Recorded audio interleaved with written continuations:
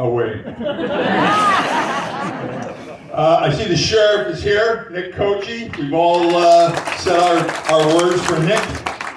All I want to ask Nick is, do you have a ride home? And please tell me it's not Karen Reed.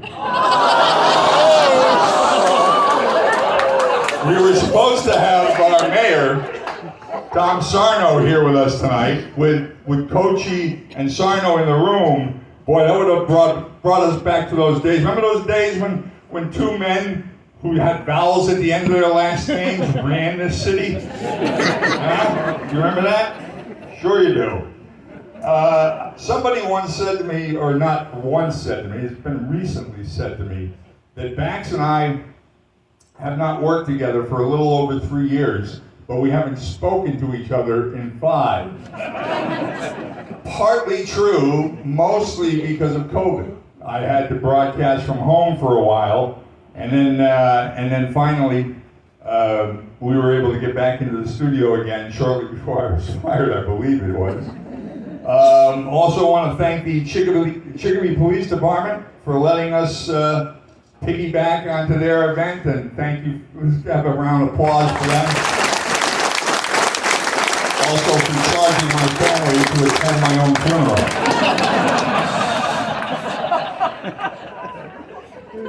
About 14 and a half years ago, I went to the dermatologist to get a biopsy result on a mole that I had on my back that I didn't know was there because I couldn't see it. I don't have that kind of flexibility or dexterity.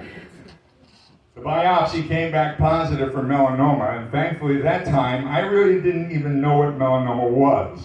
So I left the office and I went to my mom's house and I gave her the news.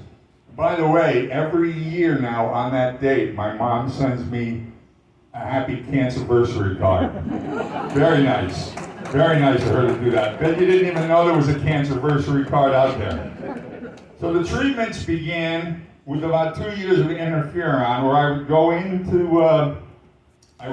about 8:30 at night, injecting myself with medication, waking up around midnight with what felt like the worst flu ever, finally falling back to sleep, only to wake up at 3:30 in the morning, feeling okay, going in, doing the show on a daily basis. But by 9 a.m., usually I was upstairs in our office on the floor, rolled up in a ball.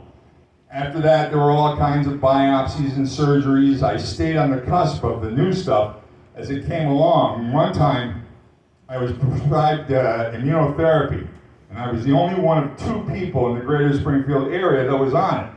We're on the air one day talking about this because I was very open and transparent and wanted to raise awareness. So I talked about it constantly, some would say. One morning, after talking about it for a few minutes, we got a phone call on the air from a guy who said that he was the other person in Springfield that was on the same medication, which was a wild coincidence. In fact, a pretty big coincidence. And if you know Seinfeld, you realize there are, in fact, degrees of coincidences. There are big coincidences and little coincidences, although others would argue that that's what a coincidence is. Anyway, I had to rehearse that one, by the way, so if you acknowledge that, please, I'd appreciate it. Anyway, we talked to this guy on the phone, and I asked him what he did for a living. He was a former Springfield police officer whose family owned a funeral home in Indian Orchard. Noack Funeral Home, in fact. I just got a card from his sister reminding me that it has been 9 years now since he's passed. But I got to meet Anthony. We even made a video together a couple of times, I think. And I asked him on the air if he wanted to make a bet. He said, sure. And I said, well, here's the bet. If I die first, you give me a deal on a funeral, and if you go first, I'll give you a Bax and O'Brien t-shirt. Clearly, he went first, and his sister actually followed me out into the parking lot to make good on the t-shirt. Not only did Anthony and his sister, but the entire family had a great personality and a great sense of humor, and I knew I could get away with those kinds of things with them. There were times when I was in remission and times when I wasn't. There were chemotherapy treatments where I didn't lose a single hair. I'd never gotten nauseous. I'd never thrown up a single time from it. And I was dealing with what I believed to be cancer light until it wasn't. After a few years of immunotherapy, I discovered that the cancer worked so well, unfortunately, it gave me heart failure, which I discovered back in January of this year. It was quite a blow for me and many others who thought I didn't even have a heart, although I had actually shown that in the previous open heart surgery. I was simply trying to keep Bay State Medical Center in business. Let's see, now I've lost my place. I'll probably continue to deal with whatever time that I have left. This past time that I went to the doctor and asked, well, previously I had asked the doctor if I had, how much time I have left, and I got the, we're nowhere near there. Don't even think about that. This time, unfortunately, it was 6 to 12 months, they said. I asked if that was in a row, and unfortunately, he said yes.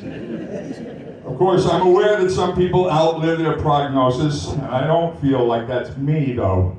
There are certain times that I draw, certain lines that I draw in my human indignities that I prefer to not cross, either with professionals or family members or whoever.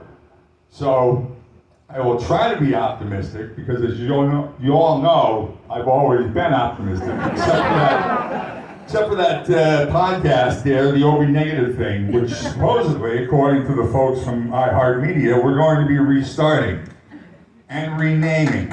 I'll be calling it OB negative, the final chapters.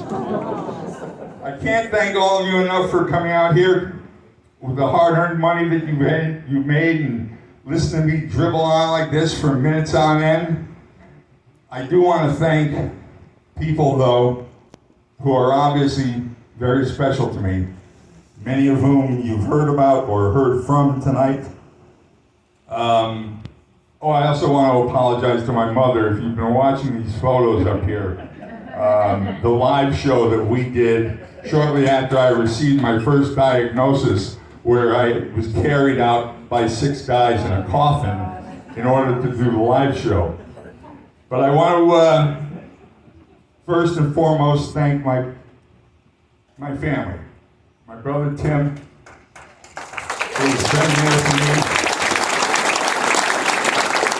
for the last, well, I don't even remember how long it's been now. I can't keep track anymore. I want to thank my brother Dan, who actually came up here from Florida to this event. I also want to thank my stepfather, John, and my mother, who have been with me through not only my trials and tribulations, but their own as well. And for the burden that I know I have become and will continue to be for at least a little while, I apologize for that. You're not a burden. Thank you. I also want to thank the people who helped plan this event. Former City Councilor Tim Rook, former 22 News anchor Barry Krieger, former City Police Chief Bill Jebb, and current friend Jennifer Rost. Thank you to all of you guys. This is really overwhelming. Not just to fill a room with 270 people piggybacking on top of a pre-existing event anyway. But my point in bringing that up is I know we could have filled a bigger room. There were lots of people who wanted tickets that weren't able to get them beforehand. I know that this is being Facebooked or Instagram, I don't know what the hell it is, but I know there's a guy who's doing it so that the people who couldn't be here tonight will be able to watch this show in the future. And I'm humbled. I really am, to have this many people turn out for something like this for me. That's it. Thank you. Good night. Drive safely, please. Thank you.